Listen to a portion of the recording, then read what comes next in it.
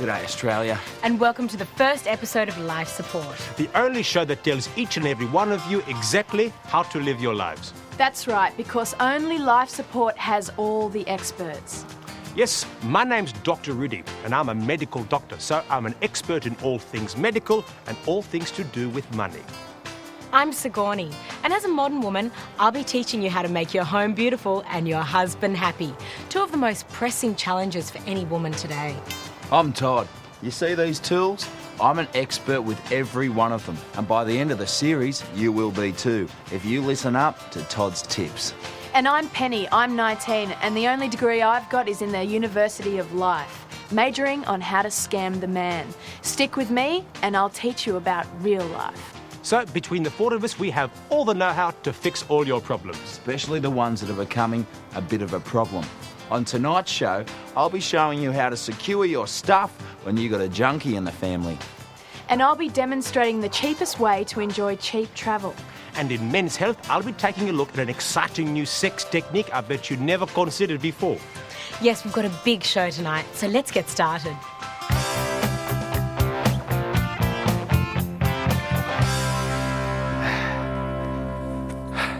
You know, there's nothing quite like the feeling of satisfaction you get when you finish a do-it-yourself job. But sometimes doing a job like digging out this backyard to put in a swimming pool is just too hard. And we all know that hiring an excavator is just too expensive. But don't panic. Take a tip from Todd. Just bury some human remains in amongst your shifted earth and then report the find to the police. They'll be here with their own excavation crew in no time. Now, I've found that any remains will work in most areas, though you may struggle with Indigenous remains in the Northern Territory.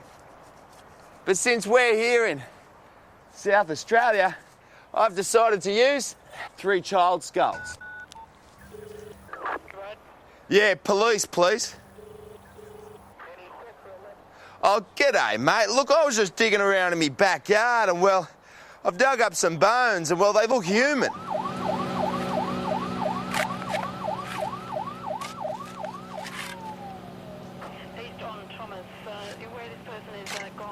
I think you'd agree that's a pretty satisfying job. A deep end worthy of a diving board and room for a spa down the end.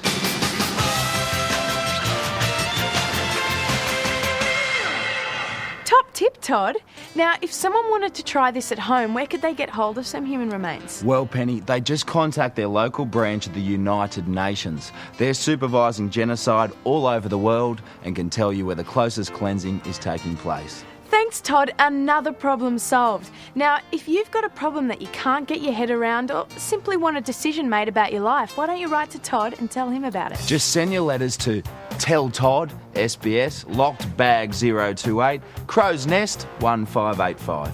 But right now, grab your aprons and your craft tools because coming up, it's our modern woman, Sigourney. Compassion is an emotion that defines us as women, and there's no better way of showing others you care than wearing one of these. But girls, you don't need to race out to try to find the closest charity accessory store, because with a little patience and a spare 10 minutes, you can feel even prouder of your empathy by making your own AIDS ribbon. Simply measure a length of red ribbon out to a length of about 12 centimetres, then fold this over in half and cut at an angle. About 45 degrees should do it, but if it isn't precise, it doesn't matter. Those imperfections let others know you made it yourself. Take the ribbon and bend it into the shape of a bow. Thread a clean needle with a length of thread, and then use a simple running stitch until it feels secure. And there you have it.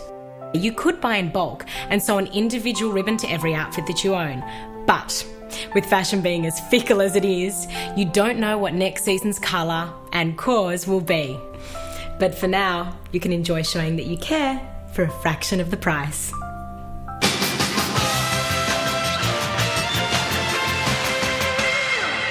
Have you ever wanted to travel to exotic destinations like Uzbekistan, Kurdistan or Iraq?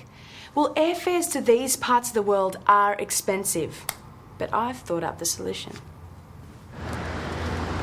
Just rock up to your nearest refugee centre and say the following: Hello, I have travelled across the ocean in a leaky fishing trawler to escape an evil dictator and his militia, and I have seen my family murdered before my eyes.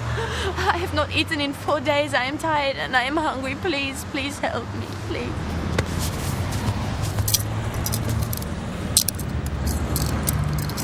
I guarantee within 6 hours you'll be on a plane to one of these exciting destinations.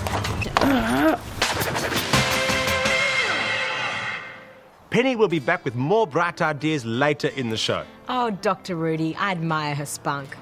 And look at what she picked up for me on her trip.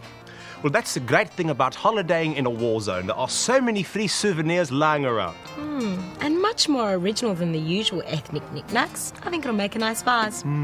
Are you much of a traveller, Sigourney? Oh, yes.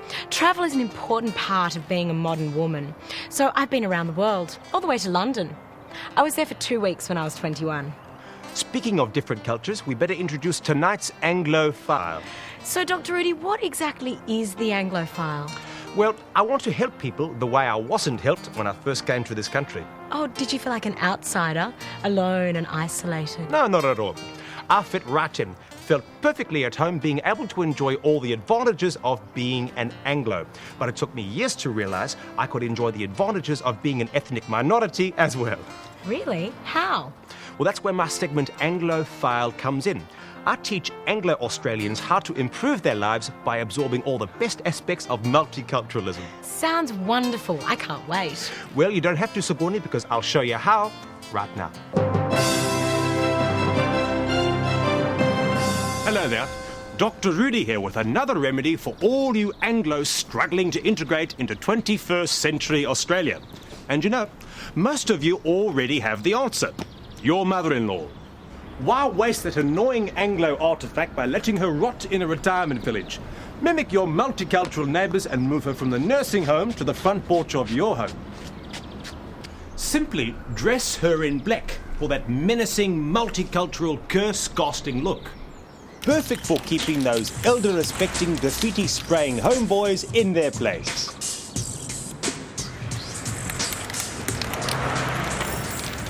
Marvellous, isn't she? She's small and tenacious like a pit bull, but eats less and thanks to a bad hip doesn't need to be walked. And she's as good as the internet for exchanging neighbourhood information, especially picking up exotic recipes from the other front porch Wrinklies. Lamingtons. Now you have a babysitter on call every day and a pension check in your mail every fortnight. But most importantly, you can feel like you belong in your own neighbourhood.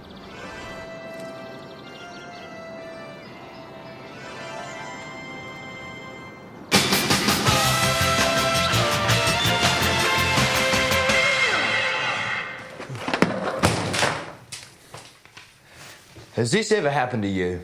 It's pretty annoying, isn't it? We've all got them, but sometimes they don't do the job. What we need are bigger, stronger fridge magnets. Or better yet, the biggest, strongest fridge magnet of all, the magnet fridge. Here's how it works. Any ferrous metallic object has magnetic particles inside of it. These particles are called ions. A magnet is simply a piece of metal with all the ions pointing in the same direction. Now, if I try and pick up this pin with an ordinary piece of metal, it doesn't work.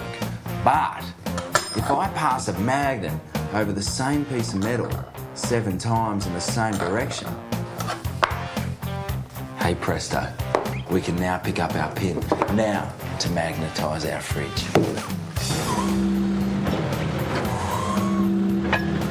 Like all do-it-yourself jobs, it pays to use the right tools. It's simpler and safer.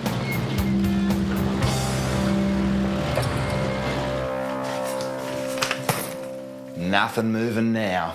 And there's plenty more storage space in your kitchen, and it's the first place to look for your keys. Another top tip from Todd.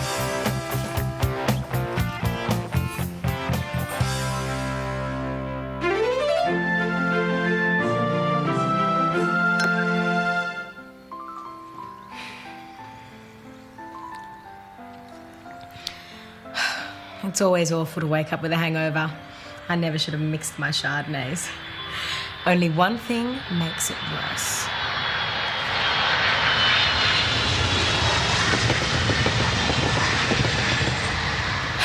And ladies, this is why it pays to network.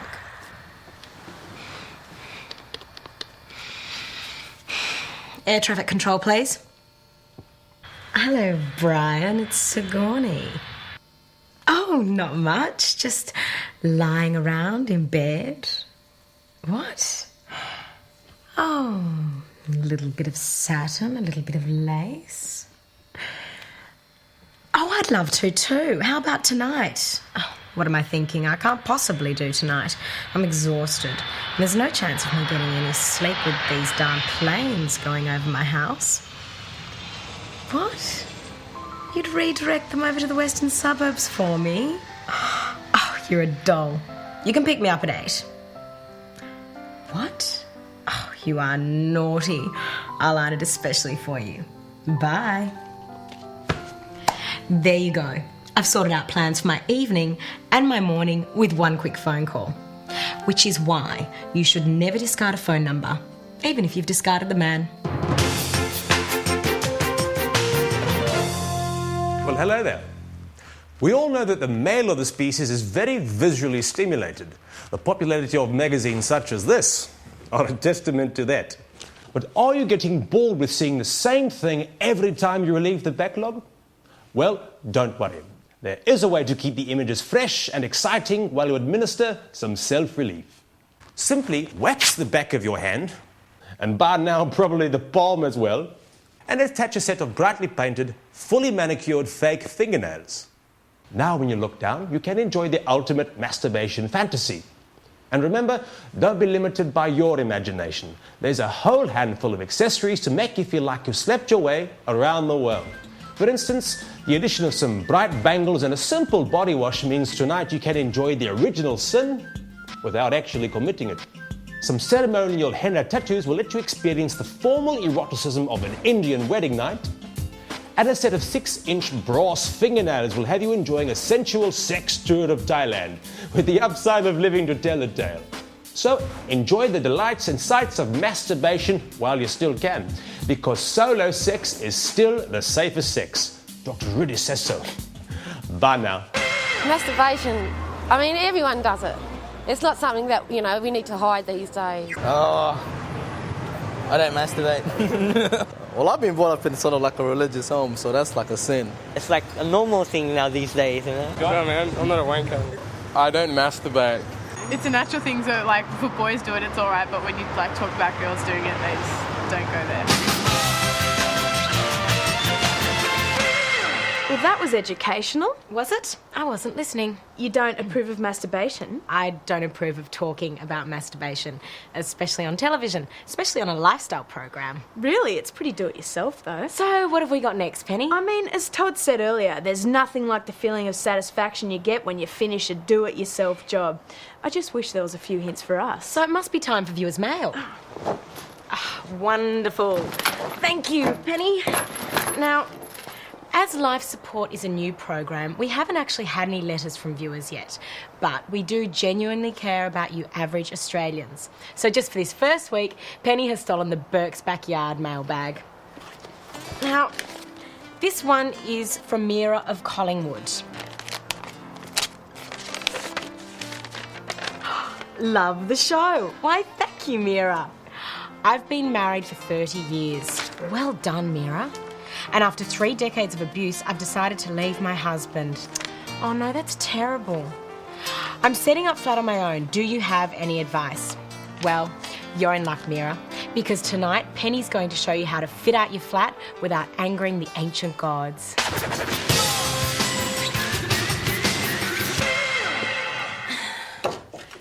There's nothing quite like moving into a place of your own.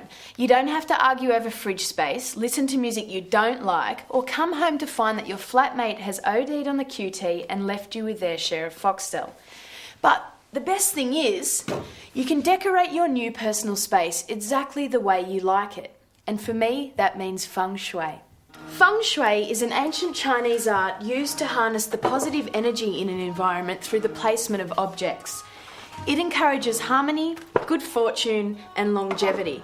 And if my previous 2 flatmates had let me practice it, they'd probably still be with us. I'm placing this milk crate here to provide a buffer between these opposing energies. The bad vibes coming from Big Brother and the chilled out energy coming from the couch. This represents symmetry and stability, which is why it's also perfect as a coffee table. Music is also important for good feng shui. Enya, her music is synonymous with peace and serenity.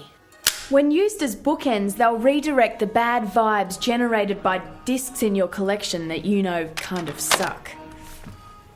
Now, there'll still be times when a mate wants to crash on your couch. Fine for a night, but any longer and the slacker's going to suck all the energy out of your room. So to avoid this, tell him that as long as he respects your beliefs and sleeps in the proper feng shui position, he can stay as long as he likes. Of course, if he's a little bit on the cute side, you might want to tell him that the proper feng shui position is on the left side of your bed. Hey, where do you think you're going? I said if. And finally, floral arrangements play a pivotal role in the conduction of feng shui energy. But like for most of us, fresh flowers are an extravagance that we just can't afford. That is, until now. Thanks to the bad karma of male drivers under 25, you can enjoy good feng shui. Simply grab a floral tribute from one of the road's numerous black spot florists. This bunch looks fresh enough to last through an Easter long weekend. Tranquility and harmony in your home every week.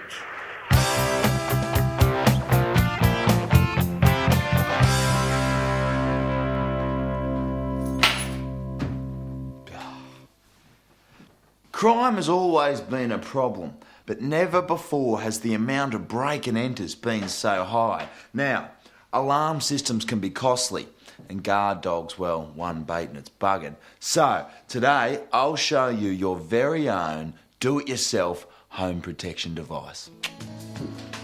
Just get yourself some plain Venetian blinds, then paint a scene of an empty room, void of any furniture or valuables, on the blinds. Now, every time you leave the house, just close the blinds so that from the outside, all an intruder can see is an empty room. Like this one. Looks pretty realistic, hey? Now, for those of you who live in lower socio-economic suburbs, where the crooks are more desperate and stupid, you may want to go with the more heavy-duty version. Instead of just an empty room, paint some serial murder victims splattered around the place like this one.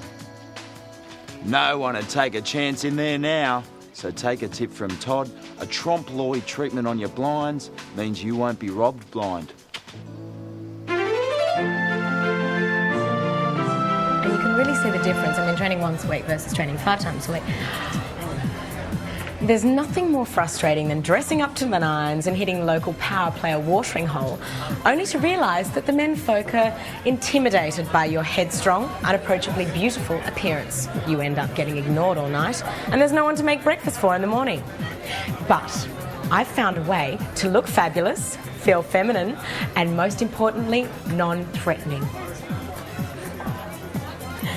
Don't let looks be deceiving.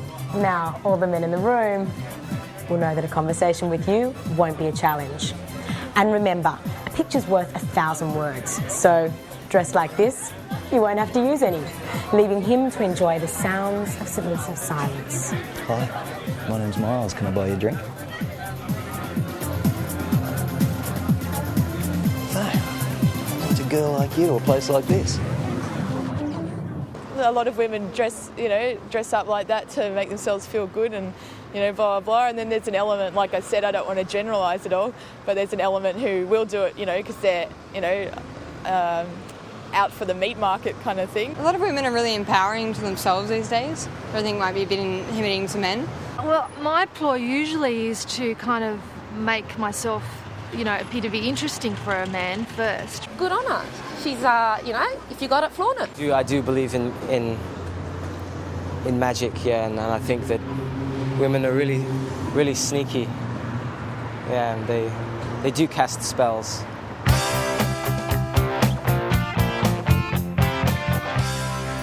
sad fact that most parents only discover their child is a heroin addict by playing the body bag, lucky dip, unzip.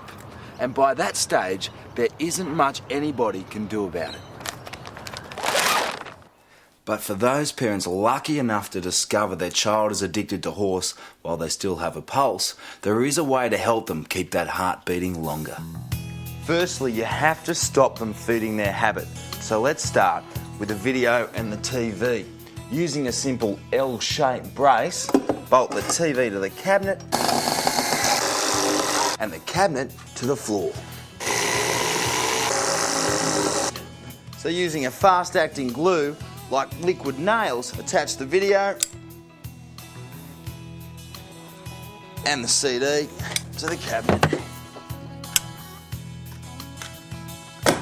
There's no way these babies are ending up in the local hock shop. Now a handyman needs to use the right tools, and so does a junkie. So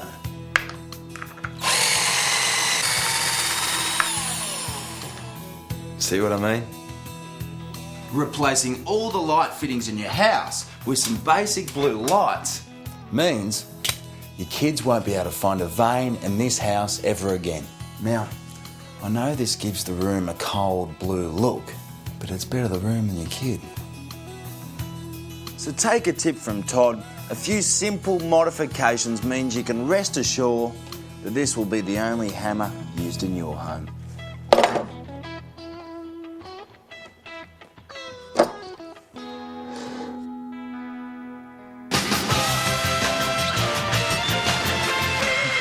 Well, that's it from us for this week.